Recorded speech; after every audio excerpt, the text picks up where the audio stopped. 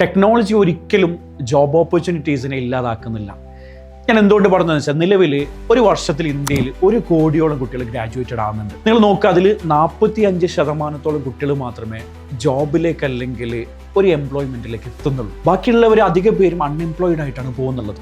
ഒരു അനാലിസിസ് പറയുകയാണെങ്കിൽ ബൈ 2030 ഇന്ത്യയിലുള്ള 85% ജോബിനും ഡിജിറ്റൽ സ്കില്ല് ആവശ്യമായിട്ട് വരും.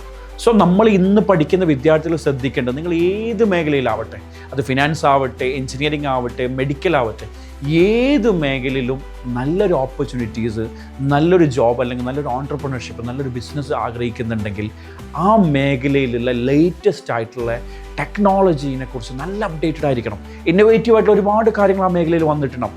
നിർബന്ധമായിട്ട് നിങ്ങൾ അപ്ഡേറ്റഡ് ആണെങ്കിൽ നിങ്ങൾ മുമ്പിൽ കിടക്കുന്നത് ഒരിക്കലും ജോബ് ഇല്ലാത്ത അല്ലെങ്കിൽ എംപ്ലോയ്മെൻ്റ് ഇല്ലാത്ത, ബിസിനസ് ഓപ്പർച്യൂണിറ്റി ഇല്ലാത്തൊരു ലോകമല്ല. ഒരുപാട് അവസരങ്ങളുള്ള ഒരു ലോകത്തിലേക്കാണ് നമ്മൾ പോകുന്നത്. അത്രമാത്രം ഇന്ന് ടെക്നോളജി ഡെവലപ്പ് ആയിട്ടുണ്ട്.